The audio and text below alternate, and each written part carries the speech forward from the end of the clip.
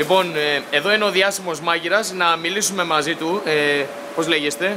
Νίκος Πουλόπουλος. Νίκος Πουλόπουλος. Και τι θα μας δείξετε, κύριε Πουλόπουλε, σήμερα? Θα σας δείξω ένα κόλπο, πώς να ανοίγετε τα μακαρόνια χωρίς κόπο και χρόνο. Μάλιστα.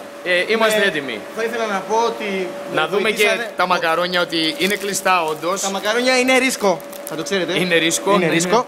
Και είναι κλειστά. Να δείξουμε ότι είναι κλειστά στους τηλεθεατές μας. Είναι κλειστά. Και από πάνω και από κάτω. Και από κάτω. Βεβαίως. Μας βλέπουν και ακροατές, όπως μπορείτε να δείτε. Α, έχουμε και κοινό. Έχουμε και κοινό. Μάλιστα. Θα σας δείξω ότι με βοηθήσαν πολύ οι φίλοι μου οι Ιαπωνέζοι.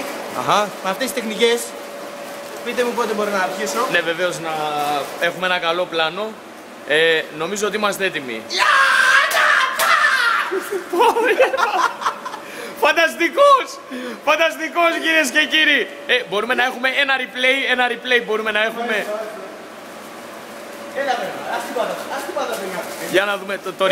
Έλα την παίρνουμε μαζί, έλα.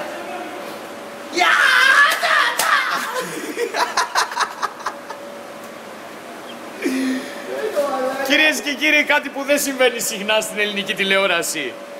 Να υποκληθούμε κι εμείς με τη σειρά μας. Ευχαριστούμε πολύ, κύριε Πουλοπλέισον.